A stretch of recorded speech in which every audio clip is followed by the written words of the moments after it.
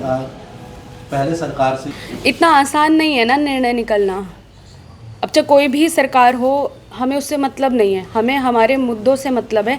हमें अब आप सब जानते हैं कि जब देश का बंटवारा हुआ तो मुस्लिमों को एक अलग राष्ट्र दिया गया और हिंदुओं को एक अलग राष्ट्र दिया गया। लेकिन आज भी देखिए, पाकिस्तान एक मुस्लिम राष्ट्र है और हिंदुस्तान एक धर्मशाला।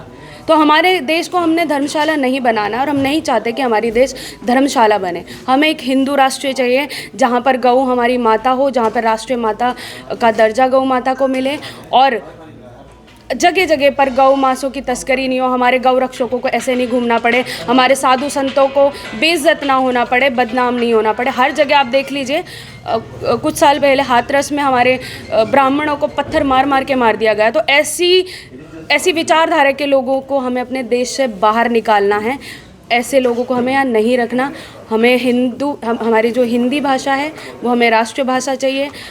भाषा के ऊपर लड़ाई नहीं चाहिए। किसी भी राज्य में कोई भी हो, हिंदी भाषा अंग्रेज़ी से ज़्यादा महत्व रखे। हमें इस तरह का दर्जा चाहिए। एक यात्रा शुरू कर रहे हैं, कहाँ से यात्रा शुरू कर रहे हैं, कहाँ तक, कितने दिन की क्या यात्रा यात्रा है, कहाँ से इस यात्रा के माध्यम से क्या मैसेज देना चाहिए? देखिए, अगर हम बेटी होकर पदयात्रा कर सकते हैं, हम बेटी होकर ये मांग कर सकते हैं कि हिंदू राष्ट्र होना चाहिए, हम दिन रात सड़कों पर हो सकते हैं, तो आप क्यों नहीं हो सकते। और हमारी ये पदयात्रा हरिद्वार हर की पौड़ी से शुरू होगी। 16 दिसंबर 2025 सुबह 10 बजे से प्रारंभ होकर कृष्ण जन्मभूमि मथुरा पर पहुंचेगी। क्योंकि हम ये चाहते हैं कि जैसे अयोध्या में राम जी का एक विशाल भव्य मंदिर बना, उसी तरीके से कृष्ण जी का भी एक भव्य मंदिर बने। हमें दूसरों के मज़ारों के दीवारों के दर्शन नहीं करने। हमें जब हम पहुँचे कृष्ण जन्मभूमि पर तो हमें सिर्फ और सिर्फ अपने कान्हा जी के दर्शन करने और किसी के नहीं। कितने दिन की यात्रा है?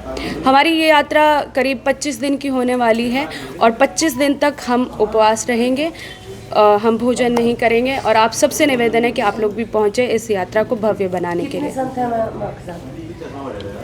जैसे कि पिछले साल जब हमने पदयात्रा की तो हमारे साथ बहुत सारे संत जुड़े थे, सैकड़ों में जुड़े थे। वो अलग अलग जगह पे क्योंकि हम 14 राज्य गए थे तो अलग अलग राज्यों में पहुंचते गए। कुछ साधु संत हमारे साथ भी थे, तो सैकड़ों की संख्या में साधु संत हमारे साथ जुड़ते हैं और हज़ारों की संख्या में लोग जुड़ते हैं। पूरा नाम बता दीजिए। जय श्री राम। मैं देशभक्त गायिका कवि सिंह और मेरा आप सबको प्रणाम।